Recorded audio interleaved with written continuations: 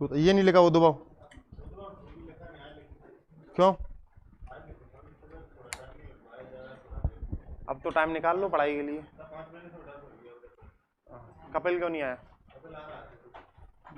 लिख लेना इसको, है ना? रोज प्रैक्टिस करो इसकी। अच्छा, कितने लोगों को लिखने में प्रॉब्लम आई पहले मुझे बताओ समझाने के बाद। एक और बताओ। अच्छा अच्छा, और बताइए आपको आई, और आपको भी आई मैडम? हाँ अच्छा, अभी बात कर लेते हैं अपन। और बताइएगा, आपको आई, और कोई हो गया? आपने बताया दोनों ने? आपने लिखा क्या फिर? लिख लिया था या प्रॉब्लम आई? लिख लिया था, आपको थोड़ी सी प्रॉब्लम आई। अच्छा बताइए क्या समस्या लिखते समय? 11 मार्क्स में लिख लिया था ना? डाटा याद था आपको? सारी चीजें कर ली? हाँ, मेसोपोटामिया वालों को किस किस लोगों ने जो है मत दिया था? मत किसने दिया था? इतिहासकार कौन? हाँ हाँ, मैके महोदय, मार्टिमर व्हीलर। अच्छा सुनिएगा, 5 मार्क्स में आई, जैसे एक किसी ने लिखा था, आपने लिखा था ना, सही लिखा था, उसने क्या लिखा? सीधा उद्भव लिख रहा था वो, तो उसने सीधा पर डालना स्टार्ट किया, आर्य मत किसने दिया है, एक आध साक्ष्य डाल दिया। फिर अगला मत किसने दिया, एक आध पक्ष में मत डाल दिया, बस पक्ष में मत डालना, पूरा आपको एक्सप्लेन नहीं करना है। इसके बाद फाइनली आप जब आप देसी संस्कृति लिखोगे ना, तो मत किसने दिया, और साथ ही में एक लाइन में आपने मेंशन कर देना कि वर्तमान में सर्वाधिक यही मत जो है मान्य है, बस हो जाएगा। मतलब बहुत फैक्ट टू फैक्ट लिखना है 5 नंबर में। और 11 मार्क्स का लिखा तब भी प्रॉब्लम आई क्या? वो लिख लिया था आपने? बिल्कुल जैसे आपने लिखा है, बिल्कुल सही लिखा है ना, यही मत सर्वाधिक मान्य है, बिल्कुल हो जाएगा। हाँ, जैसे इन्होंने ऐसे लिखा, हड़प्पा सभ्यता के उद्भव में इतिहासकारों में मतभेद है, इस सभ्यता का उद्भव विकास कैसे हुआ इसके विभिन्न मत व पक्षधर है, जो इस प्रकार है। मेसोपोटामिया के उद्भव से इतिहासकार को लिख दिया है, द्रविड़ों के उद्भव से किसने मत दिया वो लिख दिया और ये दे दिया। बाद में देसी संस्कृतियों के उद्भव में बता दिया कि अमलानंद गुफ, आर.एल. मुरल और जो भी आपके और जो है मानने वाले उनको आप बता सकते हो। इसके बाद यह मत सर्वाधिक मान्य है, पर्याप्त है, कोई समस्या नहीं है इसमें, क्योंकि आप 5 नंबर में जब इसको लिखोगे तो इससे ज्यादा लिख भी नहीं सकते हो, ठीक है। और होता क्या है, कुछ क्वेश्चन होते हैं जिनकी फॉर्मेटिंग जो है ऑटोमेटिकली 5 मार्क्स में ही होती है।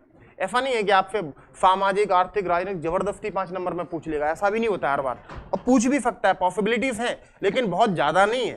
समझ पा रहे हो कि नहीं ये चीज? दूसरी चीज, 3 मार्क्स जो आपको लिखने के लिए बताया था कि कौन व्यक्ति है जिसने अभी भी नहीं लिखा है, बताओ मुझे। 3 मार्क्स में किसने नहीं लिखा? सारे क्वेश्चन बताए थे मैंने, लिखे हैं ना सबने? लिखे हैं? अच्छा आप तो नहीं आए, लिखे हैं ना आप लोगों ने? आए आप नहीं लिखे, क्यों? अच्छा आए नहीं थे आप, चलिएगा। तो कल हमारा उद्भव कंप्लीट हो गया, ये हो गया स्टार्ट।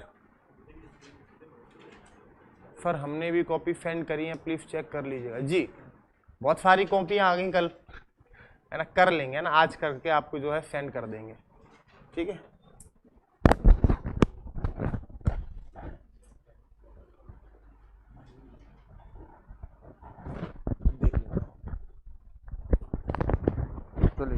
अच्छा एक बात और बताओ, जैसे कल अपन ने किया है ना कि मैंने आपको समझा दिया और घर के लिए आपको जो है आंसर राइटिंग करने के लिए दे दिया, और अच्छी बात है आप जितनों ने भी लिखा ना बिल्कुल सही लिखा, कोई समस्या नहीं थी उसमें। वो लिखोगे आप धीरे धीरे और अच्छा आ जाएगा, क्योंकि कोई भी चीज़ एकदम से नहीं बदलती है। मैं आपको डाटा और समझा सकता हूँ, फॉर्मेट दे सकता हूँ, शब्दों का, अच्छे शब्दों का चयन आप समय के साथ ही करना सीखोगे। मैं आपको कभी भी एकदम से नहीं सिखा सकता ये सारी चीज़ें। अब जब आप बार बार लिखोगे आंसर तो अपने आप तुमको समझ में आ जाएगा कि भैया कौन सा शब्द लिखना है और कौन सा जो है स्किप करना है, तो वो चीज़ समय के साथ आएगी। तो पहले तो मुझे ये बताओ कि जैसे कल हमने आपको समझाया और आपको लिखने के लिए घर से दिया, एक तो ये हो गया। मैं जनरली जैसे फाउंडेशन भी कराता हूँ तो इस तरीके से पढ़ाता हूँ, जैसे मैंने आपको उद्भव पढ़ा दिया और आपको लिखने के लिए दिया, आपने लिख लाया, मैं चेक कर लूंगा। इसके बाद मैं आपको सामाजिक व्यवस्था पढ़ाऊंगा, समझाऊंगा मैं, इसके बाद आपने लिख खिलाना है, और जब आपका ये इंडस वैली सिविलाइजेशन कंप्लीट हो जाएगा उसी दिन आपको जो है कंप्लीट नोट्स मिल जाएंगे। एक तो तरीका ये हो सकता है। दूसरा तरीका ये हो सकता है कि जो भी मैं आपको पढ़ाने वाला हूँ, जो भी टॉपिक, उसका पहले पूरा नोट्स दे दूँ। अब आप किस में जो है ज्यादा कंफर्टेबल है, बाद में या पहले? पहले आप बता रहे हो, पहले और बाद वाले? हाँ मुझे भी लगता है बाद वाला ही ज्यादा सही है।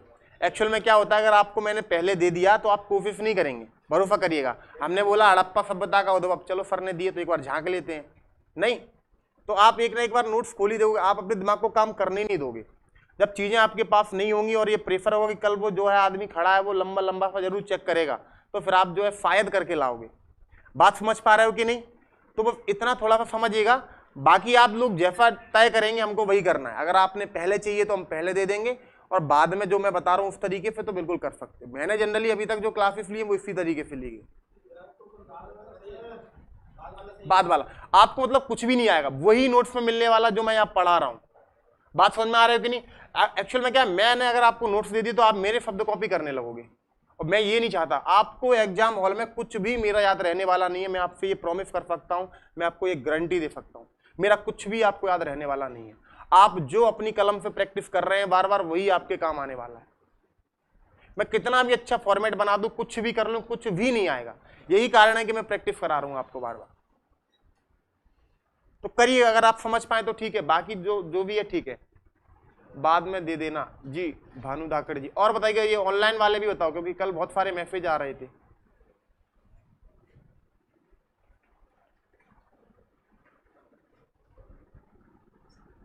Good morning Rajeev Katare.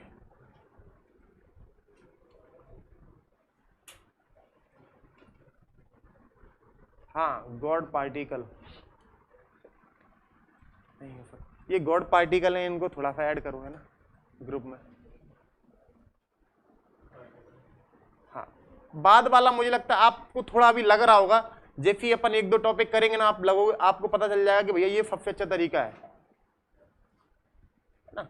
Student की क्या होती है, मेंटेलिटी होती है कि ज्यादा से ज्यादा चीजें अपने पास रख लो, बहुत सारे नोट्स रख लो, और प्रैक्टिस कुछ करी नहीं होती है ना। कम पढ़ो, लेकिन जो आता है वो बहुत अच्छा आना चाहिए, क्योंकि जब आप मेंस का पेपर खोलोगे ना वहां जाके, तो आपको ऐसा एक भी क्वेश्चन नहीं मिलेगा जो आपसे बन नहीं रहा होगा, एक आध ही मिलेगा, लेकिन आप नहीं कर पाओगे तो बस वही कि आपने प्रैक्टिस नहीं की होगी इसलिए। हाँ, क्लास के बाद पीडीएफ शेयर कर दिया करें, बिल्कुल ये हो सकता है, चलिएगा।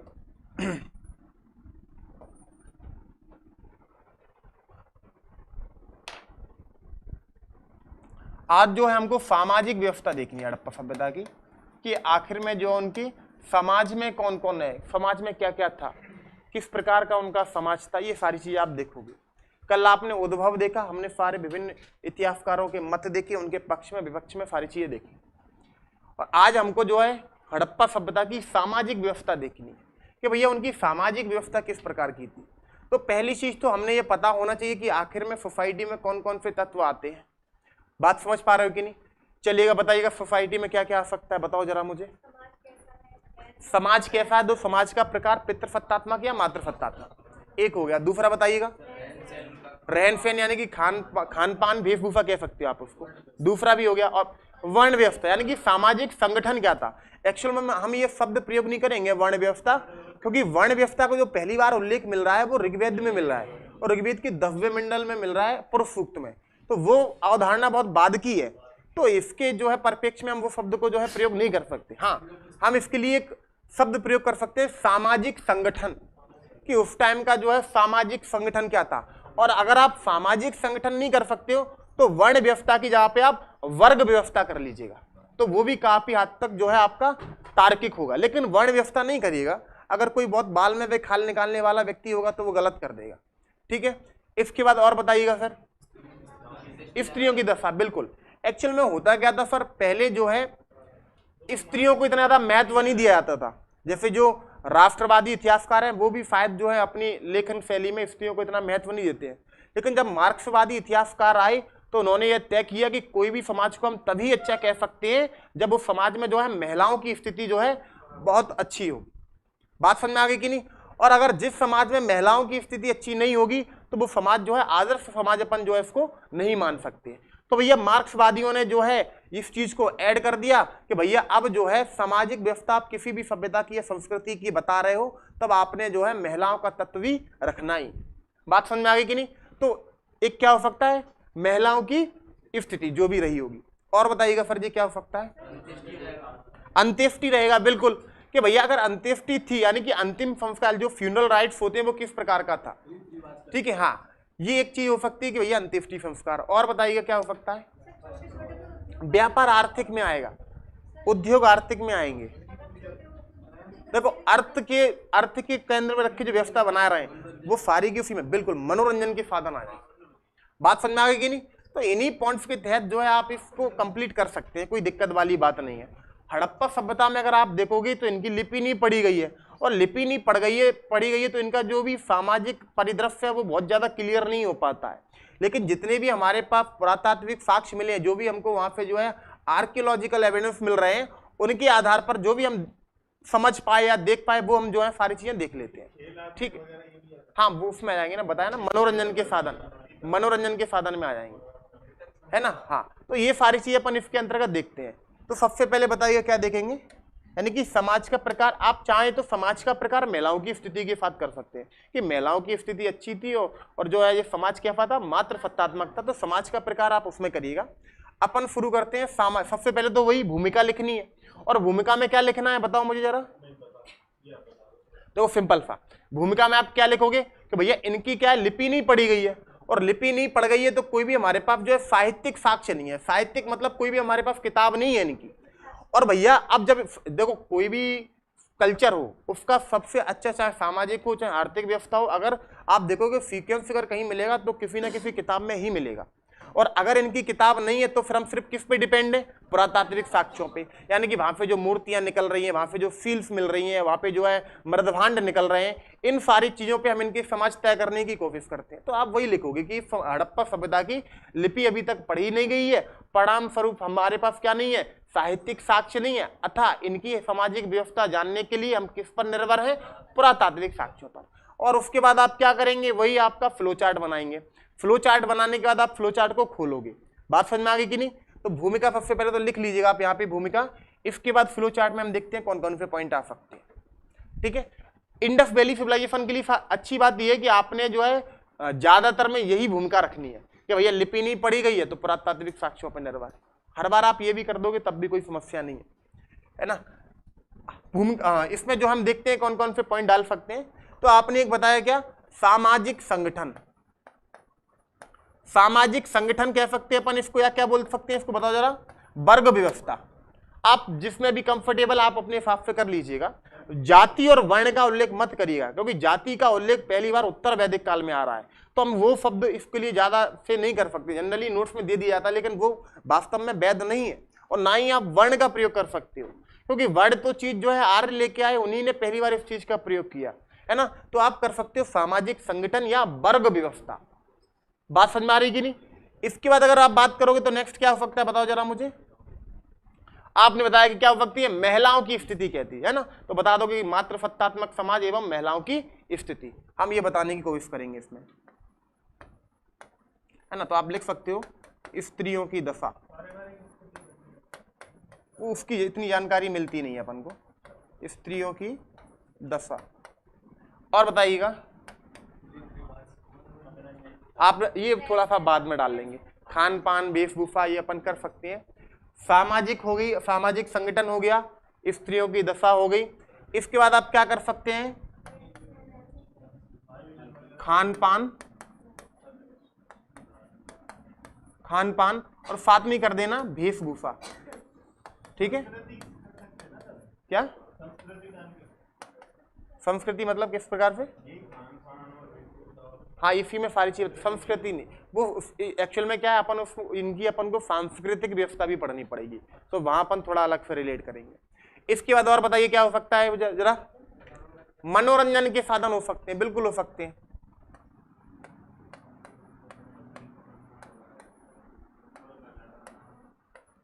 और बताइएगा,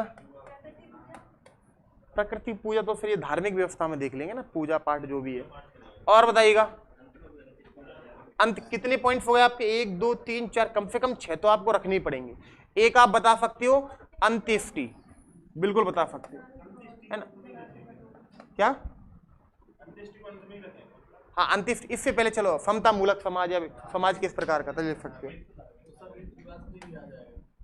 इसमें आप लिख लो विषमता मूलक समाज, इसे भी हम बताने वाले हैं। विषमता मूलक समाज। अभी मैं समझा दूंगा क्या है ये सारी चीजें। और एक जो हो सकता है वो क्या हो सकता है लास्ट में, अंत्येष्टि। तो अगर आपको इतने भी पॉइंट्स पता है ना तो आप कर सकते हो, यानी कि अंत्येष्टि किस, उनका अंतिम संस्कार किस प्रकार का था। तो सबसे पहले आपके पास क्या आया, सामाजिक संगठन। ठीक है, अब लोगों में मतभेद होना, उन्होंने बोला कि यार इनके कोई पुस्तक तो है नहीं है, तो समाज का पता कैसे लगाएं।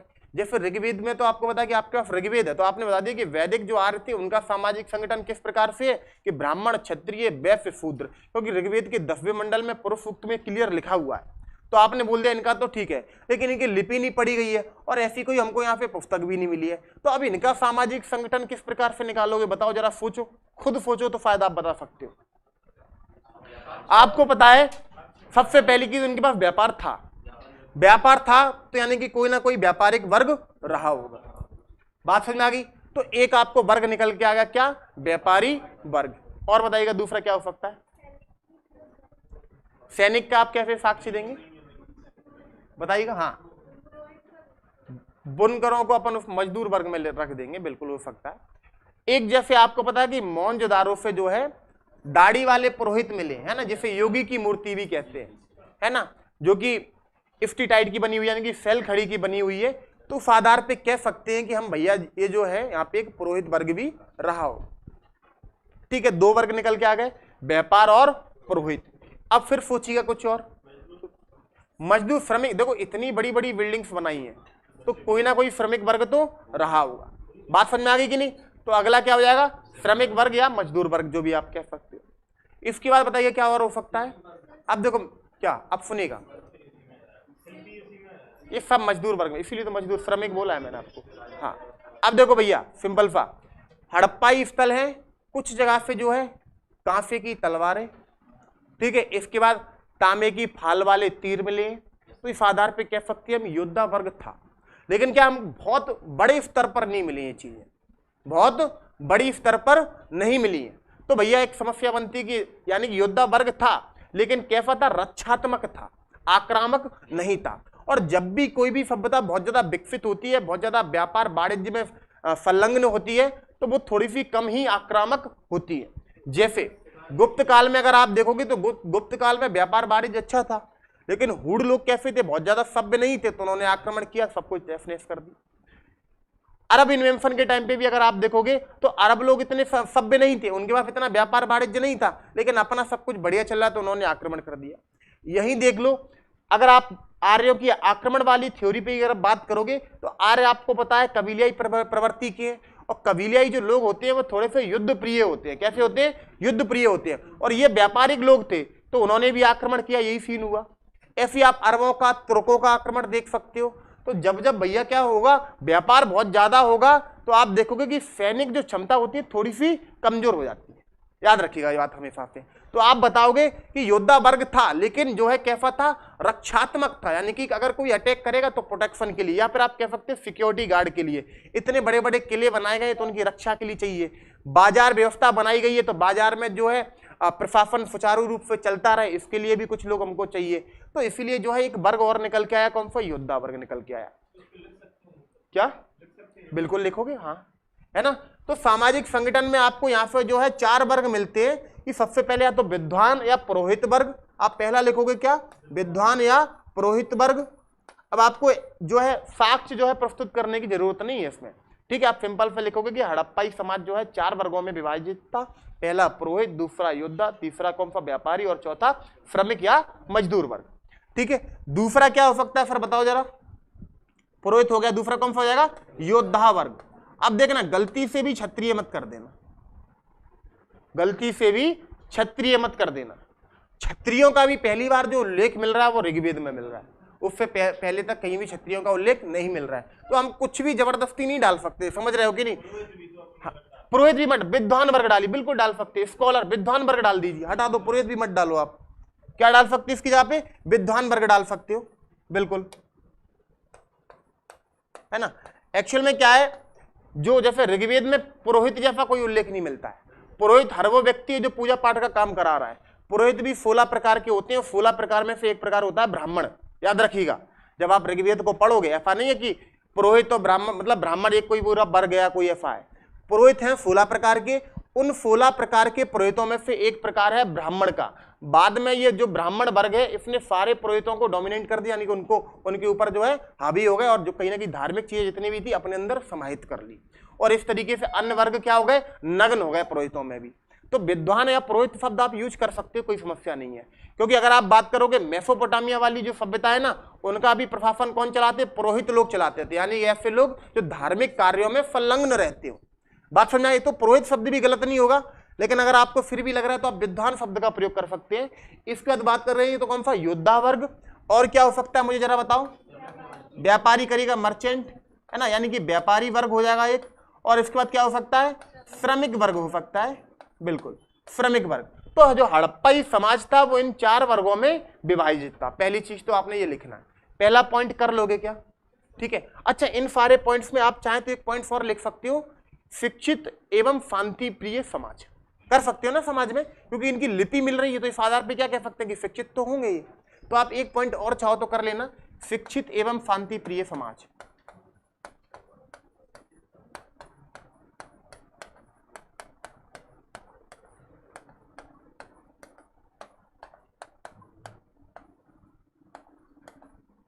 देखो भैया, सामाजिक संगठन आपने देख लिया 4 वर्ग थे। अगला पॉइंट क्या आएगा, स्त्रियों की दशा। अब कैसे तय करोगे कि स्त्रियों की दशा क्या थी, बताओ मुझे जरा।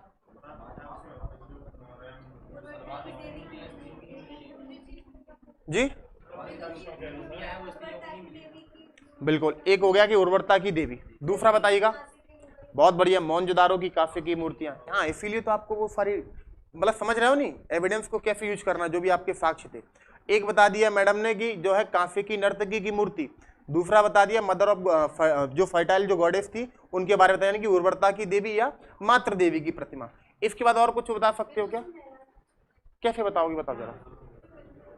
वो ऋग्वेद में पहुंच गई, अपाला सिक्ता गुफा, रुको, है ना, बिल्कुल, बहुत बढ़िया, शानदार। अब देखो भैया, और जो सबसे अच्छी बात है, जितनी यहाँ पे जो है मूर्तियां निकली, जो आइडल्स निकले, उनमें सबसे ज्यादा जो मूर्तियां थी वो महिलाओं की थी। पहली चीज तो याद रखना, ठीक है। तो आप लिखना स्टार्ट करोगे कि हड़प्पाइयों के जो तमाम जो स्थल थे उनका जब उत्खनन कराया गया तो उनमें जो सर्वाधिक मूर्तियां थी वो किन की निकली, स्त्रियों की निकली। उदाहरण के तौर पे फिर आप 1-2 डालोगी, कांसे की मूर्ति मोहनजोदारो, और भैया उर्वरता की देवी हड़प्पा, ये आप उदाहरण के रूप में डाल सकते हो। और इस आधार पे हम कह सकते हैं कि हड़प्पाई समाज में महिलाओं की स्थिति कैसी थी, सम्मानजनक थी। बात समझ में आ गई कि नहीं। अब लोगों के दिमाग में ये आ रहा होगा कि महिलाओं की स्थिति निकल रही है, इस आधार पे कैसे कह दिया सम्मानजनक थी। ऐसा ही है जैसे आज हमारे देवी देवता हैं, कुछ मेल देवता भी है, मतलब भगवान है, और फीमेल भगवान है। तो आप क्या करोगे, मान लो उनकी मूर्तियां बनी हुई, अगर ये समाज खत्म हो जाए, खुदाई होगी, कौन सी मूर्तियां ज्यादा निकलेंगी, देवताओं की निकलेगी। कारण क्या है कि हमारा जो पितृसत्तात्मक समाज है उसका तत्व हमारे धर्म में भी दिखता है। बात समझ में आ रही कि नहीं। और ये मैं आपको पहले भी बता चुका हूँ ये सारी चीजें। तो आप सिंपल से लिखोगे कि हड़प्पाई तमाम हड़प्पाई स्थलों से जो है ज्यादातर जो मूर्तियां वो किसकी निकली, स्त्रियों की निकली है। इस आधार पे हम कह सकते हैं कि स्त्रियों की जो है समाज में जो स्थिति है वो कैसी होगी, अच्छी होगी। बात समझ में आ गई कि नहीं। इतना लिख दोगे। उदाहरण के लिए आपने 1-2 डालने ही पड़ेंगे कि मोहनजोदारो से आपको कांसे की नर्तकी की मूर्ति मिली है और हड़प्पा से जो उर्वरता की देवी या मातृ देवी की मूर्ति मिली है। बात समझ में आ गई कि नहीं। इतना, और देखो मूर्तियां ज्यादा मिली है, इसी आधार पर हम क्या बोल देते हैं कि इनका जो है क्या है, इनका समाज कैसा है, मातृ सत्तात्मक है। और उसी आधार पर बोल रहे हैं हम कि स्त्रियों की स्थिति कैसी है, अच्छी है। दोनों का आधार ही क्या है, क्योंकि खुदाई से ज्यादातर क्या मिली है, स्त्रियों की मूर्ति मिली है, बस यही आधार है। तो कभी भी कंफ्यूज मत होना इस चीज में। बात समझ आएगी नहीं। यानी कि ज्यादातर जो हड़प्पा स्थल है उनसे क्या मिली है, महिलाओं की मूर्तियां मिली है। और इस आधार पे कह सकते हैं समाज मात्र सत्तात्मक रहा होगा और समाज में महिलाओं की स्थिति अच्छी होगी। खत्म, इससे ज्यादा कुछ लिखना ही नहीं। बात समझ में आ गई कि नहीं। लिख लोगे क्या इतना, सा बताओ जरा मुझे। हो जाएगा। इसके बाद अगला पॉइंट देखते हैं हम कौन सा है, शिक्षित एवं शांति प्रिय समाज। चलो बताना स्टार्ट करो कि शिक्षित हम इनको क्यों बोलेंगे। बहुत बढ़िया। एक हो गया क्या, लिपि। देखो सिंपल सा, अगर वो लिखना जानते हैं मतलब पढ़े लिखे हैं। शिक्षित अक्षर बोलते हैं ना, साक्षर, यानी अक्षर भी ज्ञान है, तो आप कैसे हो, साक्षर है। अगर वो लिखना पढ़ना जानते हैं तो सिंपल सी बात है, कैसे हैं वो, शिक्षित। लिपि के आधार पे आप कह सकते हो कि वो कैसे शिक्षित है। दूसरा और कोई आधार बता सकते हो। बहुत बढ़िया यार। एक बात बताओ, वो जो है अपनी सिटी किस पे, ग्रिड पद्धति पे बना रहे हैं, यानी कि इसमें कितना ज्यादा जो है आपका है ना क्या बोलते हैं उसको, है ना, ज्यामिति, कितनी ज्यामिति का प्रयोग करते होंगे, यानी कि बिना ज्यामिति के ज्ञान के तो जो है वो इतने अच्छे शेयर बना ही नहीं सकते व्यवस्थित रूप से। दूसरी चीज, तीसरी चीज और क्या बता सकते हो, व्यापार। अगर इनका इतना उत्कृष्ट व्यापार है यानी कि शिक्षित रहे होंगे। आज भी अगर आप देखोगे शहरों में ही व्यापार क्या होता है, क्योंकि शिक्षित लोग ज्यादातर कहां पे होते हैं, शहरों में होते हैं। तो व्यापार, ज्यामिति और लिपि के आधार पर कह सकते हैं कि हड़प्पाई समाज कैसा था, शिक्षित था। बात समझ में आ गई कि नहीं। अब अगला ही पॉइंट इसमें डाला कि शांति प्रिय। तो याद रखो ज्यादातर जो हड़प्पाई स्थल खोजे गए वहां से हमको इतने अस्त्र शस्त्र नहीं मिले, और मतलब इतनी विकसित सभ्यता, इतनी बड़ी सभ्यता, इतनी भव्य सभ्यता, लेकिन अस्त्र शस्त्र कम मिल रहे हैं। इसका मतलब कैसा है, युद्ध आदि में विश्वास ज्यादा नहीं रखते थे, यानी कैसे थे, शांति प्रिय थे। तो आप लिखोगे कि ज्यादातर हड़प्पाई स्थलों से जो है अस्त्र शस्त्र प्राप्त नहीं होते। इस आधार पर कह सकते हैं कि हड़प्पाई समाज कैसा था, शांति प्रिय थे। बात समझ में आ गई कि नहीं। शिक्षा के लिए मैंने आपको 3 आधार बता दिए, लिपि है, ज्यामिति है और क्या, व्यापार। इस आधार पे आप कह सकते हो कि समाज कैसा रहा होगा, शिक्षित रहा होगा। और ज्यादातर हड़प्पाई स्थलों से जो है हमको अस्त्र शस्त्र प्राप्त नहीं होते हैं, तो इस आधार पर हम ये भी बोलेंगे कि समाज शांति प्रिय था। किसी को कोई भी दिक्कत है क्या इसमें, बताओ मुझे जरा। बिल्कुल शांति प्रिय होता है, सिंपल सी बात है ना। इसमें कोई दो राय नहीं है कि भैया अगर ये शांति प्रिय नहीं होते तो शायद जो है इनको कोई इन्वेड नहीं कर पाता। थोड़ा बहुत तो इन्वेंशन हुआ है, ये सारे विद्वान मानते हैं। आर्यों ने पूर्णतः भले ही सभ्यता को नष्ट नहीं किया, लेकिन थोड़ा बहुत आक्रमण तो हुआ है। क्योंकि ऋग्वेद का जो 6वां मंडल है उसमें सीधा सीधा लिखा है भैया कि इंद्र को क्या बोला है, पुरंदर बोला गया है। पुरंदर मतलब किलों को तोड़ने वाला, और किले जैसी यानी गढ़ जो फोर्ट जैसी चीज कहां मिल रही है आपको, हड़प्पा में मिल रही है। और उसमें सीधा सीधा लिखा है कि इंद्र ने जो है हरियुपिया के किलों को तोड़ डाला और क्या कहलाया, पुरंदर कहलाया। और ज्यादातर जो विद्वान है हरियुपिया की तुलना किससे करते हैं, हड़प्पा से। बात समझ आएगी नहीं। अगर ये भी कह सकते हैं कि अगर हम इसको ये माने कि आर्य जो है इस सभ्यता के बनाने वाले हैं, तो फिर आर्यों को किलों के तोड़ने वाला नहीं बोलना चाहिए, फिर आर्यों को निर्माता बोलना चाहिए किलों का। आप बात समझ पा रहे हो कि नहीं। तो ये सारी चीजें ठीक है। 10 जैसे बहुत सारे नाम आए हैं, यानी कि वो जो मतलब नॉन आर्यन यानी कि जो आर्यन नहीं है, ठीक है। इन्वेंशन है लेकिन कंप्लीटली जो है इनको इन्वेड करके नहीं हटाया गया, क्योंकि आर्यों के आने के बाद भी बहुत लंबे समय तक ये सभ्यता चलती रही। और उसका उदाहरण ये है कि PGW यानी कि पेंटेड ग्रे वेयर यानी कि चित्रित धूसर मृदभांड, और VRW यानी कि ब्लैक रेड वेयर काले लाल मृदभांड एक साथ पाए गए। यानी कि चित्रित धूसर मृदभांड किसका संबंध है, आर्यों से संबंध है। VRW का संबंध किससे, हड़प्पाइयों से, यानी कि लंबे समय तक ये लोग एक साथ रहे हैं। अगर मृदभांड एक साथ मिल रहे हैं इसका मतलब क्या है कि लंबे समय तक ये लोग एक साथ रहे। तो सिंधु घाटी सभ्यता के अंत में जो तमाम कारण हैं, उन तमाम कारणों में से एक कारण हो सकता है आर्य आक्रमण। लेकिन सिर्फ आर्य आक्रमण ने पूरी सभ्यता खत्म कर दी है, पॉसिबल नहीं। कोई भी सभ्यता को कोई भी आक्रमण खत्म नहीं कर सकती है। सबसे अच्छा उदाहरण हम हैं। हमारे ऊपर पर्सिया ने आक्रमण किया सबसे पहले, ईरानियों ने, यूनानियों ने आक्रमण किया उसके बाद कुफाण, हूड़, शक, पहलव, है ना, अरब, तुर्क, है ना, और फिर इतनी सारे यूरोपियन कंट्री से। क्या हमारी संस्कृति खत्म हो गई, हमारी सभ्यता खत्म हो गई? वो इतनी एडवांस टेक्नोलॉजी लेके आए, तब उन्होंने आक्रमण किया, तब भी हम खत्म नहीं कर पाए। तो उस टाइम पे आर्यों के बस में नहीं था कि इतनी बड़ी सभ्यता को जो वो नष्ट कर पाते, लेकिन उन्होंने जो है नष्ट में कहीं ना कहीं थोड़ी बहुत भूमिका तो निभाई। इसके बाद शिक्षित एवं शांति प्रिय समाज हो गया। इसके बाद क्या बोल सकते हैं अपन इसको, खान पान और वेशभूषा। चलो बताना स्टार्ट करो, कैसे बताओगे? सबसे पहले हड़प्पाई समाज में जो है शाकाहारी एवं मांसाहारी दोनों प्रकार का खान पान प्रचलन। पहली चीज तो आपने ये लिखना।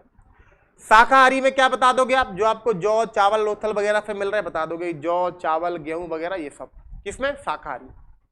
मांसाहारी में क्या बताना शुरू करोगे आप, हिरण, जो भी उनको पसंद हो, अपनी अपनी श्रद्धा है ना। हिरण लिख देना, बदक लिख देना, भेड़ लिख देना, अरे यार भैया भेड़ पाल रहे हैं तो काय के लिए पाल रहे हो? हाँ, इसका मैं बताता हूँ साक्ष्य कैसे हो सकता है। देखो, कभी भी जब हड़प्पा सभ्यता की स्थलों की खुदाई करी गई तो वहां पे जो हड्डियां मिली जानवरों की, वो अधजली मिली। कैसी मिली, अधजली मिली, यानी कि रोस्ट किया गया होगा उनको। हाँ, अधजली मतलब उन जलाया गया, उनको रोस्ट किया गया होगा, तो वो इस तरीके से मिलती है, ठीक है। हाँ, तो ये पता, जैसे बदक की हड्डियां मिली, मैंने एक शब्द बोला बदक, इसका मतलब क्या है, बदक की हड्डी अधजली मिली है। तो इसका मतलब क्या है कि उसको रोस्ट करके खाया गया होगा कभी। बात समझना, ऐसा नहीं है कि कुछ भी बिना तर्क के नहीं बोल रहे हैं अपन, हर चीज का कुछ ना कुछ साक्ष्य है, ये रियलिटी है, सो मत है ना। एकदम मुंह में पानी आ गया कुछ लोगों के, देख रहा हूं मैं। बिल्कुल, लेकिन ये नहीं हो सकता कि खाते भी हो, जला के खाया हो, और कोई बहुत बड़ा कारण नहीं है। पाषाण काल से मनुष्य मांस खा रहा है, बताओ मुझे। इंसान सबसे पहले था ही मांसाहारी, लेकिन अब तक समझदार हो चुका था ना। अरे कितना भी आज अपन समझदार हो गए, छोड़ दिया। आज सबसे ज्यादा खाते हो ना, आज से ज्यादा तो विकसित नहीं होगी वो सभ्यता, आज छोड़ दिया कि तुमने, आज भी सबसे ज्यादा मांसाहार खाता है। और अगर बात करें तो 99% जो है जनसंख्या, आज पूरे विश्व की मैं बात कर रहा हूं, 99 नहीं बोलोगे तो 95 तक तो मान ही लो, ठीक है, मांसाहारी है। तो शाकाहारी मांसाहारी भौगोलिक क्षेत्र निर्भर करता है, ना कि किसी का धर्म और संस्कृति। दक्षिण भारतीय ब्राह्मण मांस खाते हैं, कारण वहां गेहूं इतनी मात्रा में नहीं है, तो कब खाएंगे, मर जाए, बताओ मुझे। बात समझ में आ रही कि नहीं। तो किसी का खान पान और रहन सहन ये कोई धर्म नहीं करता है निर्धारित, ये भौगोलिक स्थिति करता है। सोचो, यूरोपियंस ने कोट क्यों पहना, अरे वहां ठंड है भैया, तुम पहन लोगे तो उबल जाओगे। बात समझिएगा। अब तुम कॉपी कर रहे हो उनकी, ये तुम्हारी क्या है, ये तुम्हारी अशिक्षा है, तुम पढ़े लिखे मूर्ख हो, ये चीज बताती है। बात समझ आ रही कि नहीं। हमने धोती क्यों पहनी, क्योंकि यार नमी, वो अर्ध है ना, वो क्या बोलते हैं उसको, उष्ण है ना, उष्ण वाला क्षेत्र है ये, है ना। ये पैरों वैर कम, कभी भी देखना, जीन्स जब से पहनना स्टार्ट किया पैर कमजोर हो गए, कभी भी नोटिस कर लेने जाओ, मैं कह रहा हूं आपसे। जब से हमारे जीन्स में समाज में जो है हमारे जीन्स का प्रचलन हुआ, ये बिल्कुल एकदम इस टाइप के पैंट का, पैर कमजोर हो चुके हैं। गांव को व्यक्ति देख लेना, ऐसे पैर होंगे एकदम से स्तंभ की तरह। कारण क्या है, धोती पहन रहा है। नहीं, हर चीज का कारण है, कुछ भी ऐसे नहीं अपने वाली बात। यूरोप में ही शराब का इतना प्रचलन क्यों, क्योंकि वो सर्दी वाला क्षेत्र है और शरीर को गर्म करने के लिए चाहिए भाई। तुम जबरदस्ती पी रहे हो, लेकिन क्यों, क्योंकि अंग्रेज पी रहे हैं। बात समझ पा रहे हो कि नहीं। सिर्फ पूरे भारत में गंगा यमुना के द्वाब में ही क्यों सबसे ज्यादा शाकाहारी मिलती है, कारण सबसे ज्यादा उपजाऊ क्षेत्र है, गेहूं वगैरह बड़े पर्याप्त मात्रा में हो जाते हैं। वरना चले जाओ आप गुजरात महाराष्ट्र, कितना शाकाहारी लोग आपको मिल रहे हैं। समझ पा रहे हो कि नहीं। तो बस सीधी सी बात यही है और कुछ नहीं है। किसी कोई भी धर्म खान पान तय नहीं करता है, ठीक है। अगर भैया मांस खाने पे पाप लग रहा होता, मैं सपोर्ट नहीं कर रहा हूं इस चीज को, है ना, इसलिए मत बोलना, लेकिन अगर मांस खाने पे पाप लग रहा होता तो पाषाण काल से इंसान मांस ही खा रहा है। और सबसे ज्यादा पाप किनको लगता है, यूरोपियंस को लगता, क्योंकि वो तो सिवा मांस के कुछ खा ही नहीं रहे। बात समझ में आ रहा है कि तो ये चीजें थोड़ी सी अलग हैं, हम जबरदस्ती उनको धर्म में ऐड कर देते हैं। लेकिन हमको इसलिए नहीं खाना चाहिए कि जब हमारा काम गेहूं पे चल जाता, क्यों जबरदस्ती जीव हत्या करो। देखो मजबूरी में कर रहे हैं वो चीज एक अलग है, लेकिन स्वाद के लिए तो मत मारो किसी को यार, है ना। हाँ, बस देखो राक्षस अपन को खाते थे तो कितने डेविल हैं वो, और तुम अपने पे छोटी प्रजातियों को खा रहे हो तो कोई बात नहीं है, तुम्हारे शौक है, वो भी राक्षसों के शौक ही थे, ठीक है। हाँ, कभी बकरे से पूछना, बताएगा सबसे बड़ा राक्षस तुम ही हो। हाँ, देखो खान पान वेशभूषा की बात करेंगे तो हड़प्पाई समाज में खान पान शाकाहारी और मांसाहारी दोनों प्रकार का। शाकाहारी में आप बताओगे जौ चावल, ये सारी चीजें बता देना, और मांसाहारी में आप बताओगे भेड़ बकरी बदक, जो भी आपने बताना लिख देना, चल जाएगा। बात समझ आ गई कि नहीं। और साक्ष्य कभी दिमाग में आया तो समझ, अधजली हड्डियां मिली है, इसलिए अपन बोलते हैं कि इन्होंने इसका मांसाहार का प्रचलन किया होगा।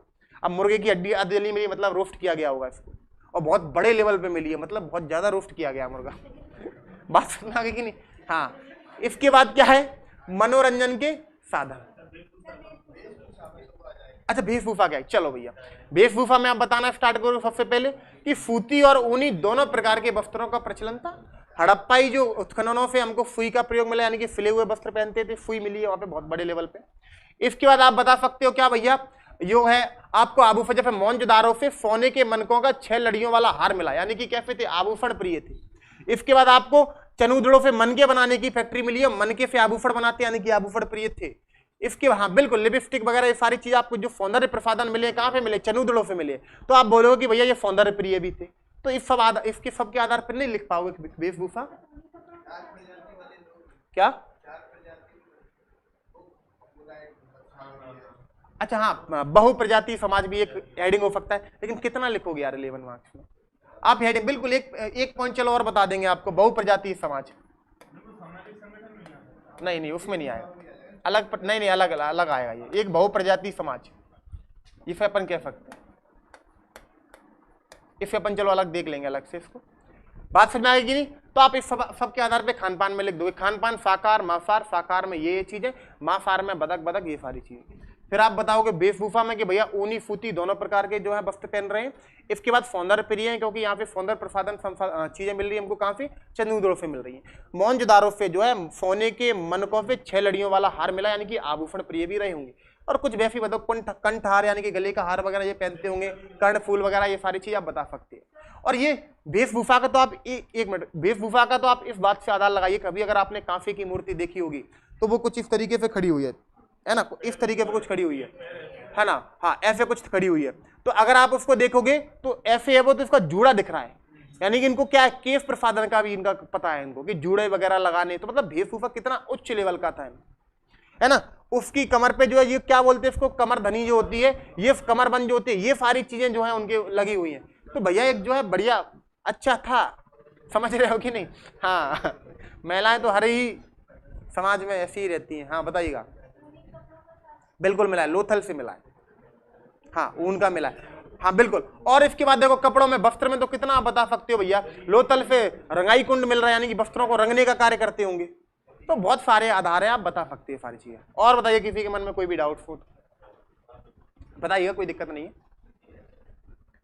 बात समझ में आ रही कि नहीं, लिख लोगे। चलो इसके बाद क्या देखते हैं, विषमता मूलक समाज। एक और फैक्ट है आपके पास, क्या, विषमता मूलक समाज। अब एक बात बताओ सर, आपने बताया कि समाज बढ़िया है, बहुत ज्यादा इसमें कुरीतियां नहीं है, इसके बाद आप लास्ट में कह रहे हो कि ये विषमता मूलक समाज है। विषमता यानी कि समानता नहीं है समाज। तो किस आधार पर कह सकते हैं कि हमारा हड़प्पाई समाज कैसा था, विषमता मूलक था, क्या आधार दोगे आप लोगों ने, क्या सोच पाया अभी तक, बताओ जरा। बहुत बढ़िया। एक तरफ तो बड़े बड़े दुर्ग मिल रहे हैं और दूसरी तरफ नगर मिल रहा है जो बिल्कुल नीचे है। एक तरफ दुर्गों को बड़ी बड़ी दीवारों से घेरा गया है, दूसरी तरफ नगर खुले हुए हैं, यानी कि समाज में विषमता तो थी। एक तरफ जो है समृद्ध वर्ग था तो दूसरी तरफ जो है निर्धन वर्ग था, यानी कि समाज कैसी थी, कहीं कहीं क्या, ज्यादातर कहीं कहीं अपवाद मिले कि दोनों को घेरा है, वरना ज्यादातर जगह कैसे है कि दुर्गों की ही घेरेबंदी कराई गई है। दूसरी चीज, कुछ कब्रों में बहुत सारे सोने के आभूषण मिले हैं, तो वहीं दूसरी कब्रों में जो है पत्थर के आभूषण मिल रहे हैं, मिट्टी के आभूषण मिल रहे हैं।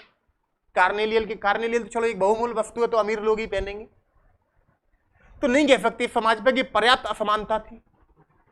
बात समझ में आ रही है कि नहीं। लेकिन ये सारी चीज आप बता सकते हैं बहुत अच्छी तरीके से, भले ही आप समाज को कितना भी अच्छा बताओ, लेकिन फाइनली आप इससे पॉइंट डालोगे ही, विषमता मूलक समाज था। बात समझ में आ गई कि नहीं। कि आप क्या उदाहरण दोगे, एक तरफ तो बड़े बड़े दुर्ग मिल रहे हैं, दूसरी तरफ नगर, यानी कि वहां की जो जनता थी उनमें पर्याप्त क्या थी, असमानता थी।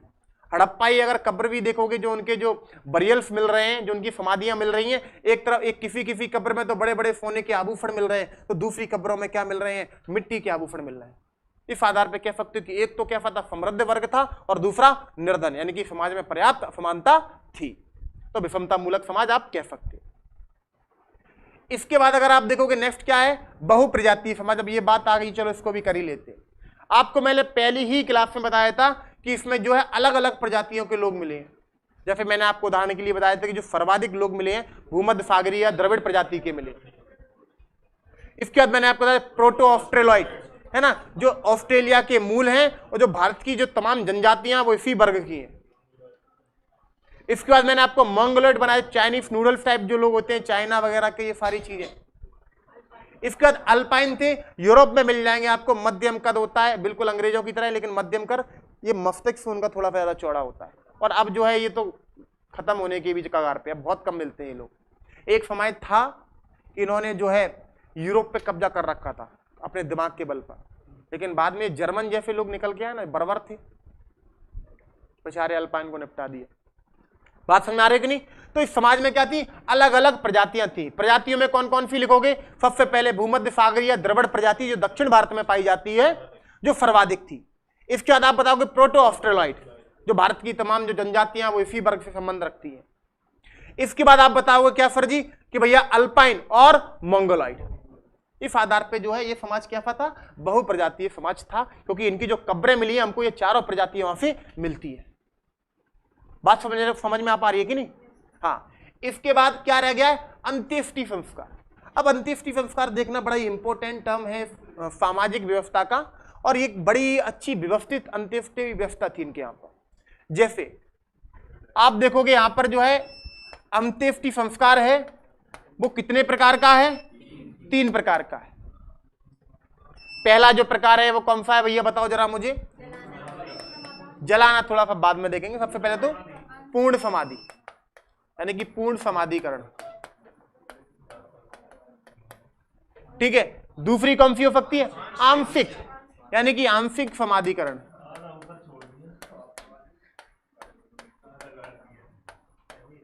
ऐसा नहीं है, चुप रहो, कुछ भी मतलब आधा ऊपर गाड़ दिया, मजाक चल रहा है। इसके बाद क्या है, ऐसा हो सकता है मतलब आधा गड़ा हुआ है, आदमी रास्ते में जा रहा है, आधा गड़ा दिख गया उसको।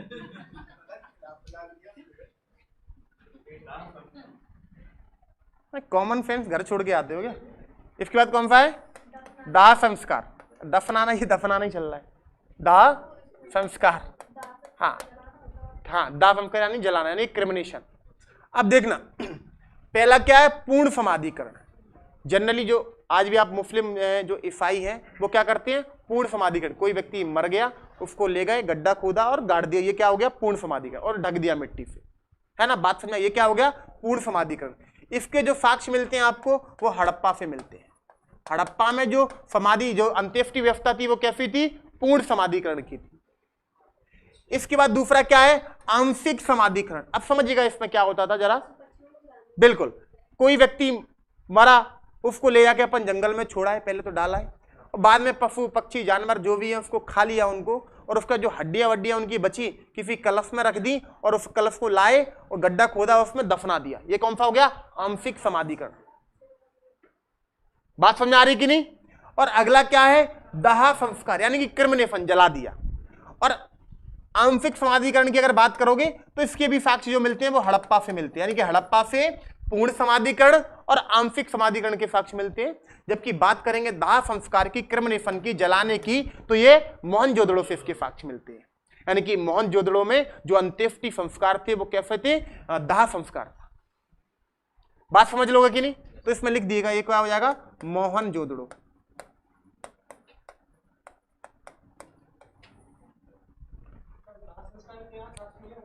बिल्कुल मिला, दाह संस्कार मतलब वहां जलाना, यानी कि वहां पे कब्रें नहीं मिल रही तो क्या है, दाह संस्कार होगा।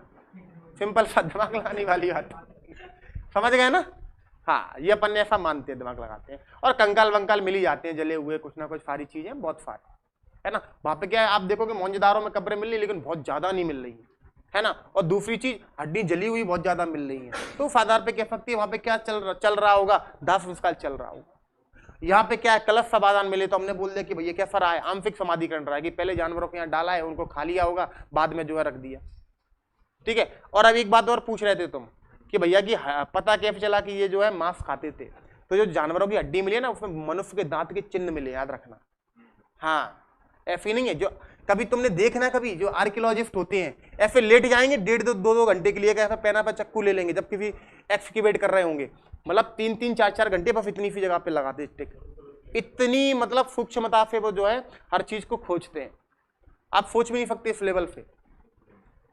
जैसे स्केलेटन मिल रहा है, बहुत ज्यादा जर्जर स्केलेटन मिला, कैसे पता चलेगा कि भैया पुरुष का है स्त्री का है, तो कुछ नहीं है तो कूले पे पता लगा लेते हैं वो, क्योंकि महिलाएं जन्म देती है तो उनकी जो कूला वाला जैसा होगा ज्यादा बड़ा होगा, जबकि पुरुषों का इतना नहीं होगा।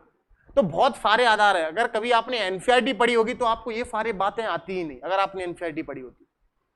6वीं क्लास की एनसीईआरटी पढ़ लो, उसमें सारी चीजें क्लियर हो जाएंगी कि भैया ये आप खाते थे, पता कैसे चला, भैया ये जो महिलाओं की कब्र है या पुरुष की कब्र है, पता कैसे चला। बहुत सारे आधार हैं। हालांकि एक आधार ये भी हो सकता है कि किसी कब्र के साथ बहुत ज्यादा आभूषण मिल गए तो समझ जाएंगे श्रीमती जी थी, है ना। हाँ, कुछ नहीं मिला, कुछ औजार वगैरह मिल गए तो अपन समझ लेंगे कि पुरुष थे, तो ये भी एक आधार है। लेकिन इसमें बहुत बार गलत हो जाते हैं, क्योंकि प्राचीन टाइम पर जो है पुरुष और महिला दोनों ही आभूषण प्रिय थे। देखे ना, अगर आपने महाभारत रामायण दोनों कानों में वो पहन रहे हैं, वो कुंडल वगैरह, तुम पहन लोगे तो पता नहीं तुमको क्या क्या बोल दिया जाएगा आज। बात समझ में आ रहा है कि नहीं। तो दोनों ही, चाहे महिलाएं हो चाहे पुरुष हो, वो दोनों ही कैसे थे, आभूषण प्रिय थे। तो इस आधार पे आप समाज लिख सकते हो। पहले तो मुझे बता दो कितने लोगों को समझ में आ गया। अब इसके बाद जो ऑनलाइन वाले हैं उनके जो भी प्रश्न है वो मुझे से बात कर सकते हैं, बताइएगा जल्दी से। कोई भी प्रश्न है तो बताइएगा जल्दी से। अंत्येष्टि समाज का हिस्सा है, तृप्ति झा समाज का हिस्सा है। हाँ बिल्कुल, चलो जल्दी से बताना स्टार्ट करो। रानी ब्रजवासी, बिल्कुल। मोहनजोदारो ऐसा नहीं कब्रें मिली है, नहीं मिली है, बिल्कुल मिली है। मैंने बोला ना अभी कि मिली है, लेकिन उतनी नहीं मिली जितनी हड़प्पा में मिल रही है। हड़प्पा में हमने देखा R37 AB टीला इसी से पूरा भरी हुई पड़ी है। R37 क्या है? कब्रों का वो पूरा है। स्त्रियों की दफा एक बार और बताइए जी निधि फ्रावल जी, समझिएगा आप थोड़ा सा कि जो हड़प्पाई जितने भी स्थल है जब हमने उनकी खुदाई की तो वहां से ज्यादातर क्या निकली? स्त्रियों की मृण मूर्ति यानी कि मिट्टी की मूर्ति, आज जो है धातु की मूर्तियां निकली ज्यादातर पुरुषों की तुलना में। पुरुषों की मूर्तियां मिल ही नहीं रही हैं, ज्यादातर किसकी मिल रही है? स्त्रियों की मिल रही हैं। और इस आधार पे हम कह सकते हैं कि समाज कैसा रहा होगा, इस समाज में क्या रहा होगा? ये समाज मातृसत्तात्मक और इस समाज में जो है स्त्रियों की दशा अच्छी रही होगी, है ना। सिर्फ मूर्तियों के आधार पे बोला है, बिल्कुल ये आधार गलत भी हो सकता है, लेकिन इतिहासकारों ने जो माना है अपन उसको पढ़ा सकते हैं। अच्छा मनोरंजन रह गया। अच्छा मनोरंजन नहीं बताया था क्या मैंने? अच्छा ये रह गया। चलो भैया बिल्कुल देख लेते हैं मनोरंजन को भी। मनोरंजन के साधन क्या? चलो एक आध तो उदाहरण बताओ मुझे। पहला शिकार, दूसरा शतरंज। आप बताएंगे शतरंज का एविडेंस कहां से मिला? कोई नहीं बोलेगा। पढ़ाया था मैंने, मतलब आपने पहली क्लास ध्यान से नहीं पढ़ी। और मैंने बोला था कि पहली क्लास पढ़ के आना तो ये आंसर राइटिंग आपके लिए बहुत आसान हो जाएगी। तो दोबारा देखो ना। अच्छा फिर पीडीएफ नहीं मिली आपको? नहीं मिली? इसकी भी नहीं, जो कल वाली नहीं डली थी, कल वाली पीडीएफ नहीं डली थी, उद्भव वगैरह। अच्छा आपने बिना देखे लिखा था वो सारी चीजें? अच्छा इसके बाद किसी को कुछ याद रह गया क्या? शतरंज तुम दोनों बताओ। प्रीलिम्स में भी पढ़ाया था मैंने, बिल्कुल बनावली है। बनावली पढ़ाया मैंने, तो बनावली में क्या बताया था मैंने? शतरंज जैसी कोई चीज मिल रही है। तो याद है कि मनोरंजन के लिए वो क्या करते होंगे? शतरंज खेलते होंगे। मछली पकड़ने में हो सकता है क्योंकि चनूदलों से एक सील मिली है जिसपे जो है इंसान मछुआरा छपा हुआ है, यानी कि जो है मनोरंजन का एक साधन क्या हो सकता है? मछली पकड़ना हो। कांटा मिला है, बनावली से मिला है ना। क्या नर्तकियों की मूर्ति मिली तो भैया डांस करते होंगे, बिल्कुल। और जब डांस करते होंगे तो चुपचाप तो नहीं करते होंगे, तो गाना भी होगा, है ना, बिल्कुल। धोलावीरा से स्टेडियम का साक्ष्य मिल रहा है। तो देखो खेल के तो बहुत सारे साक्ष्य, पशुओं को आपस में लाना, कुछ भी आप लिख सकते हो, है ना, सारी चीजें हो जाएगा। हाँ फूलावड़ी तालाब में क्या करेंगे? तैरेंगे, जल क्रीड़ा, मजाक, है ना। कितना कर दोगे भैया कि धोलावीरा से स्टेडियम मिल रहा है, बनावली से जो आपको क्या मिल रहा है? शतरंज का साक्ष्य मिल रहा है ना। मोहनजोदारो से कांसे की जो है नर्तकी की मूर्ति मिल रही है, मतलब वो डांस करते थे। इसके बाद जो है चनूदलों से जो है मछली के अंकन वाली मोहर भी मिल रही है, यानी कि वो मछली पकड़ते होंगे, शिकार करते होंगे। इतने पर्याप्त, और क्या क्या करेंगे? ठीक है सर, हो जाएगा इतने में, कोई दिक्कत क्या? इसके बाद और बताइए कुछ, किसी को समस्या हो तो। पशु पक्षियों की लड़ाई बिल्कुल हो सकती है, पशु पक्षियों की लड़ाई। पता है हम कभी भी आर्यों के बारे में पता नहीं लगा पाते अगर ऋग्वेद में नहीं लिखा होता सोमरस के बारे में। बात समझ में मैं क्या कहना चाह रहा हूँ? अगर इनकी कोई पुस्तक होती तो उसमें शायद हो सकता है मेंशन होता कि वो मदिरा का पान करते होंगे। अब पुरातात्विक साक्ष्य के आधार पर क्या बताओगे? मटकों के आधार पर मत कहना भर के पीते थे। बात समझ आ रही कि नहीं? आर्यों की हम इसलिए बता पाते क्योंकि हमारे पास ऋग्वेद है और उसमें पूरा का पूरा नौवा मंडल आर्य इतने शौकीन थे कि पूरा मंडल ही बना डाला, है ना, मतलब मंडल की रचना ही है। और मैंने बताया भी था कण्व ऋषि के बारे में कि एक बार उन्होंने सोमरस पी लिया, कहते हैं कि भैया सोमरस पीने के बाद मुझे ऐसी अनुभूति हुई जैसे मैं स्वर्ग में आ गया हूं। वो तो आज भी जनरली होता ही है ना, पीने के बाद आदमी किसी को नहीं समझता, है ना। तो ये सारी चीजें ठीक है। हाँ लेकिन इतनी अच्छी सोसाइटी है तो होगा फिर, है ना। हाँ हो सकता है जो आपका इनका जो मुर्गा वुर्गा है उसका चखने के रूप में प्रयोग करते हो, तो हो सकता है, बिल्कुल पॉसिबिलिटीज है। तो ये समाज कंप्लीट हो गया। एक पॉइंट में देखो अपने पास क्या मैटर बहुत ज्यादा है, तो कोशिश करिए चीजें जल्दी से जल्दी खत्म हो। जैसे जो मैं बता रहा हूं उतना लिखोगे पर्याप्त है, कोई दिक्कत नहीं है। ये मतलब जैसे सामाजिक संगठन लिख रहे हैं तो लिखो सिंपल पे लिखना, फिर हड़प्पाई समाज 4 वर्गों में विभाजित है, विद्वान, योद्धा, व्यापारी, श्रमिक, खत्म। क्यों लिखना जबरदस्ती ज्यादा? मैं क्या डिफाइन करोगे इसमें बताओ? नहीं नहीं नहीं नहीं बिल्कुल, इतना फिर बहुत लंबा हो जाएगा, फिर आप इतनी सारी चीजें नहीं लिख पाएंगे। आपको कुछ हेडिंग्स ज्यादा बनाए और उनको एक्सप्लेन करें। बिल्कुल लिख सकते पुरोहित डैश करके लिख दोगे तो भैया मोहनजोदारो से जो है पुरोहित की मूर्ति मिल रही है। योद्धा वर्ग, हड़प्पाइयों के तमाम स्थलों पे क्या मिल रहा है हमको? औजार मिल रहे हैं। व्यापारी वर्ग, हड़प्पाई समाज की, हड़प्पाई अर्थव्यवस्था किस पर आधारित थी? व्यापार पे आधारित थी। श्रमिक वर्ग की, हड़प्पाई जो नगरी वाला हिस्सा है उसमें श्रमिक लोग रहते होंगे, और इतना बड़ा नगर बसाने के लिए श्रमों की आवश्यकता होगी, श्रमिक ने ही बनाया होगा। ठीक है, राजे महाराजे नहीं बनाते, ईंट उठा के नहीं ले जाएंगे।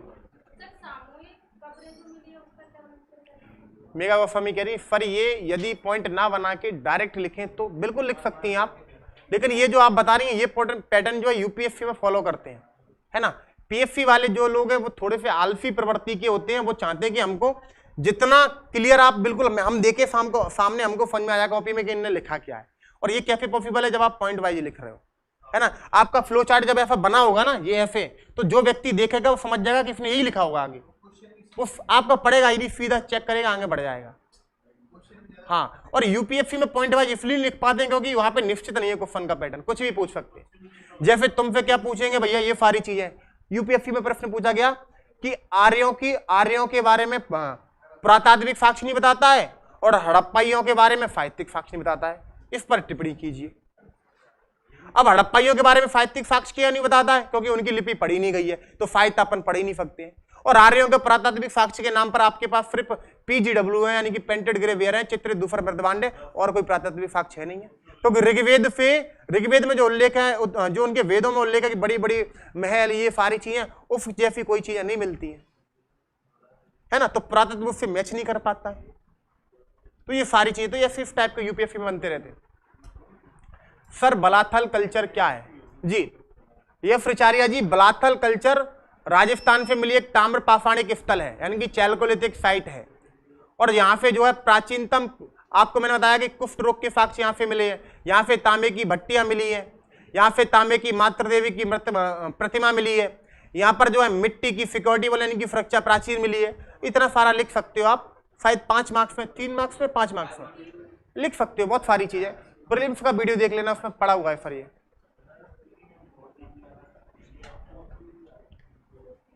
बहुप्रजातीय समाज क्या हुआ नीलम माहौरे जी, जब इनकी कब्रों की खुदाई हुई तो उसमें अलग अलग प्रजाति के लोग निकले, जैसे मंगोलॉइड्स निकले जो चाइना और मंगोलिया में पाए जाते हैं, और इसकी जानकारी स्केलेटन से मिल जाती है। उनके जो है ये स्केलेटन होगा, जो स्कल होगा वो ज्यादा चौड़ा होगा और ऐसे चपटा सा होगा। बात समझ आ गई।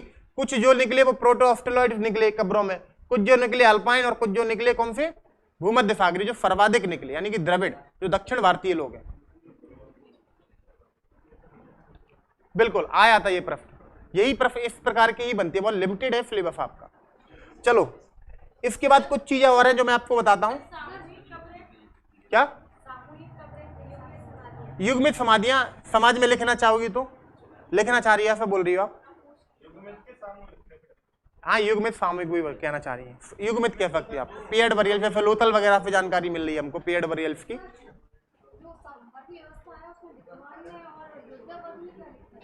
क्या विद्वान वर्ग में लिखोगी कि मोहनजोदारो से हमको पुरोहित की क्या मिली है, मूर्ति मिली है ना। और योद्धा वर्ग में लिखोगे कि भैया जो हड़प्पा स्थलों पे कुछ हमें कांसे के औजार मिले हैं, जैसे मैंने आपको बताया था कि कांसे की तलवार मिली है ना, तांबे की फाल वाले तीर मिले, यानी कि जो उनके फाल जो किससे बनाए, तांबे का बनाए, बाकी का पूरा तीर लकड़ी का है ना। तो इस प्रकार से कह सकते हैं इनको चलाने वाला कोई योद्धा वर्ग रहा होगा, ठीक है। हाँ, और इतनी बड़ी सभ्यता है, इतनी बड़ी व्यवस्था है, कुछ लोग तो उनको प्रशासन के लिए होंगे यार, है ना। हाँ, तो ये सारी चीज लिख सकते हो। अब एनसीईआरटी की कुछ मैं आपको 1-2 प्रश्न बताना चाहूंगा जो एनसीईआरटी में आए हैं, जिनकी सबसे ज्यादा पॉसिबिलिटीज भी होती है। जैसे जब भी आप 6वीं क्लास की एनसीईआरटी पढ़ोगी तो उसमें एक शब्द आता है फियोन्स। कितने लोगों ने इसके बारे में सुना है, फियोन्स के बारे में?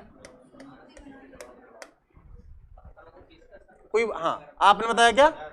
हाँ, मैंने आपको बताया था ना ये। हाँ, पत्थरों को पीसना, एक ये चीज है। अब देखो फियोन्स को कोविफ करना जी, तो भैया क्या नाम है, बोलिए, पानी पी लो। हाँ, अमित, ठीक है।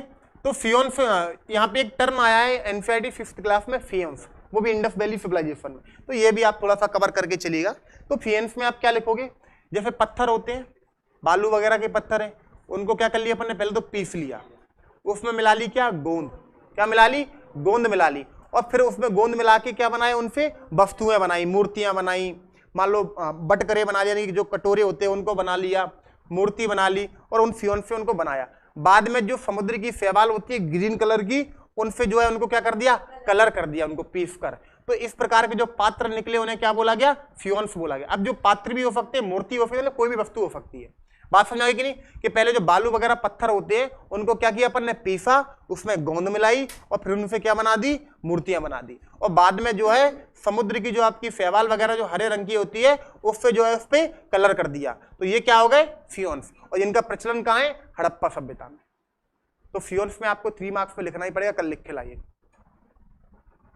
हो जाएगा सर। इसके बाद मैं एक और आपको एनसीईआरटी का प्रश्न बताना चाहूंगा, एक और चीज है हेनोथीज।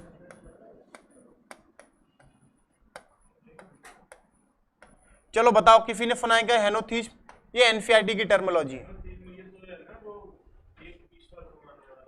एक ईश्वर को मानते, हाँ वो बहुत ज्यादा मानते हैं, बिल्कुल। ये और ये अगर मैंने बताया, अगर आप लोगों ने ऑनलाइन लिया होगा तो मैंने उसमें भी बताया ये सारी चीज, और प्रीलिम्स में भी कराया शायद ये, तो है ना, पहली क्लास में बताया था कि हेनोथीज। हाँ, तो हेनोथीज्म के बारे में भी थोड़ा सा लिख लीजिएगा, अगर 3 मार्क्स में कभी आएगा तो आप लिखना स्टार्ट कैसे लिखोगे, पहले तो ये समझो कि अवधारणा क्या है हेनोथीज्म की। अकेकवादी भी बोलते हैं इसको, है ना। हेनोथीज्म की अगर बात करेंगे तो जैसे मान लीजिए आर्यों के साथ क्या सीन था, जैसे वो किसी देवता को पूज रहे हैं, क्या कर रहे हैं, किसी देवता को पूज रहे हैं। जैसे मान लो उन्होंने विष्णु को पूजना स्टार्ट किया, तो विष्णु के लिए वो क्या बनाएंगे, मंत्र बनाएंगे उनको प्रसन्न करने के लिए।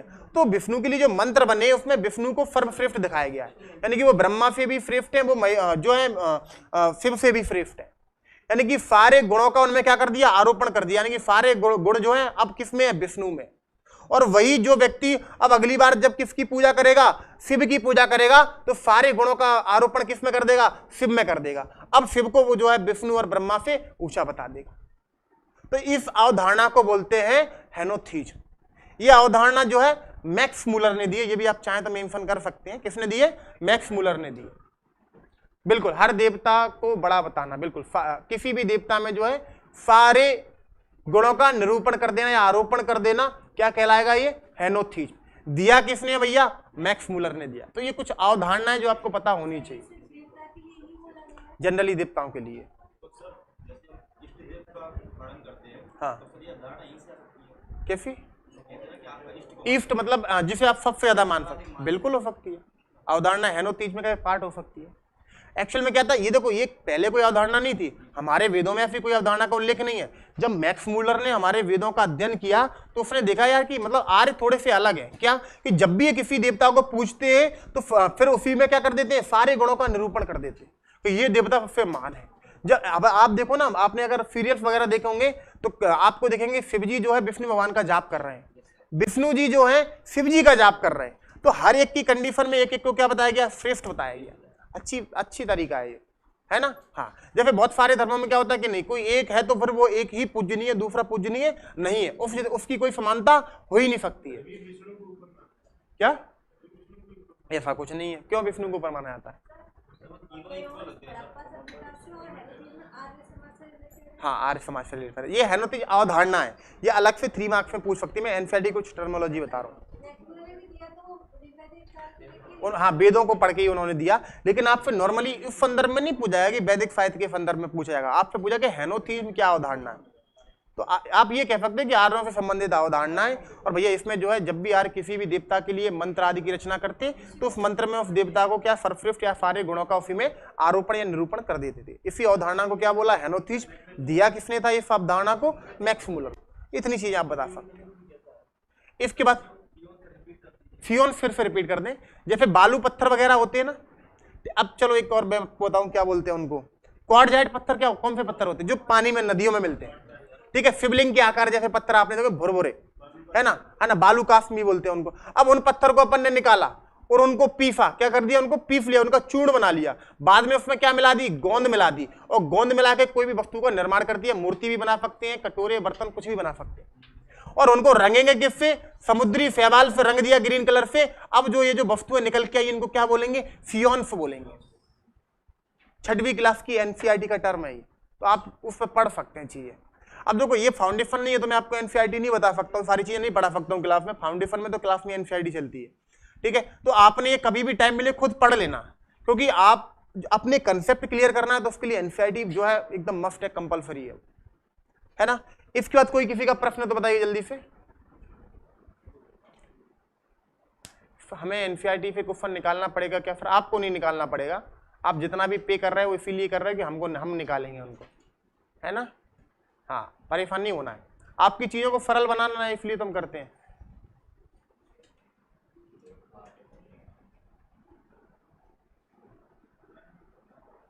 NCERT fix class page number 37। वाह, ये तो वैसी बात होगी ना, फुरा नंबर, वो बोलते हैं ना, क्या नाम है उनका, कौन है वो, बोलते हैं कि फुरा नंबर इसमें ये लिखा है, ये सारी चीजें, वो इस्लामिक स्कॉलर है, जो भी देश से, जाकिर हुसैन, वो बोलते हैं ना, ये बिल्कुल ऐसे ही बोल दिया आपने। NCERT fifth class page number 37 में लिखा हुआ है फेम्स। अच्छा है भैया, है ना, अच्छा है बिल्कुल। कोड दीजिए, क्या है कोड दीजिए, कि हड़प्पा स्थल है 1955 में जो है अली फजल ने जो है उसको खोजा था, है ना। हाँ, मन के वगैरह आदि बहुत सारी जुकर संस्कृति का साक्ष्य मिला, ये आप बता सकते हैं। एक दिन में कितने क्वेश्चन की आंसर राइटिंग करनी है, जितनी आप कर सकते हो, ये तो आप पे डिपेंड करता है, लेकिन कम से कम पर डे 4 से 5 क्वेश्चन तो आपको लिखने ही है, 11 मार्क्स में, वो भी। हाँ, और एक और भैया आए, उन्होंने बताया है कि न्यू एनसीईआरटी में पेज नंबर 29 है। हम लोग यार बिल्कुल मतलब, हाँ चलो कोई बात नहीं है। तो ये चीजें समझ में आ गई क्या, इतनी सी बात समझ में आ जाएगी कि नहीं। आपने एक और गहपति की, जैसे आपने सुना गहपति क्या है, आपने सुना हुआ गहपति से प्रश्न बनता है, ये भी एनसीईआरटी का टर्म है, ये भी मैं आपको बताना चाहूंगा। गहपति, ये 3 मार्क्स में बता रहा हूं। अब आपको क्या लग रहा है ये क्या हो सकता है गहपति, काफी हद तक गृहपति से नहीं मिल रहा है, घर का पति ऐसा कुछ स्वामी मुखिया टाइप का, लेकिन ऐसा नहीं है, ठीक है। हाँ, लोग भावनाओं में बह जाते हैं, बहुत बार हुआ है। तो गहपति, हाँ, तो गहपति याद रखने का क्या है ये, तो भैया ये जो बड़े जो किसान हैं उनको क्या बोला गया, बड़े जो मतलब एक अच्छे जो किसान होते हैं उनको क्या बोला गया, गहपति बोला गया है ना। मध्यम वर्ग के किसान, मध्यम वर्ग का लिखना, बड़े मत कहिएगा, मतलब छोटों से ऊपर और बड़ों से नीचे, मध्यम वर्ग के किसानों को गहपति बोला गया। बिल्कुल, नगर सेठ टाइप नहीं, वो चीज एक अलग है। हाँ, नगर सेठ बहुत बड़ी चीज है। अशोक की जो पत्नी थी ना, क्या नाम था, श्रीदेवी, वो नगर सेठ की पुत्री थी। अब सोचिएगा, नगर सेठ का संबंध राजाओं के साथ हो रहा है, तो कितनी उच्च स्थिति होगी उनकी। हाँ, छोटे किसान या मध्यम किसान आप इनको कह सकते हो, बहुत ज्यादा छोटे नहीं और बड़े किसान तो इनको रखना मत, यानी कि मध्यम जो कद के किसान होते हैं उनको क्या बोला गया, गृहपति बोला गया। तो ये भी एक एनसीईआरटी की टर्मिनोलॉजी, ठीक है। और अगर किसी को आ रहा है तो बताते चला करो एक दूसरे से, जिससे एक दूसरे की प्रैक्टिस होगी। आज क्वेश्चन दो, हाँ, आपको ये सामाजिक जो व्यवस्था लिख के लानी है, मैंने कुछ बताया नहीं है, मैंने सिर्फ आपको समझाया, लिखाया थोड़ी ना है। हाँ, कल आप बनाएंगे इससे बिल्कुल एकदम से अपने शब्दों में और मुझे सेंड करना है ना, चेक करूंगा मैं आज सबके बैठ के। कल शायद सैटरडे को क्लास नहीं है आप लोगों की, टेस्ट होगा कल सैटरडे को, क्लास नहीं है तो कल मेरे पास टाइम है तो मैं सबके आंसर चेक कर लूंगा।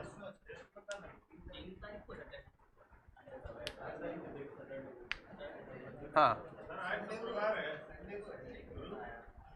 राजेश अहिरवार जी कोशिश करिएगा तो हो जाएगा ना। हाँ, 11 मार्क्स में करिएगा जी। ठीक है भैया, धन्यवाद। आज थोड़ी सी क्लास जल्दी करूंगा।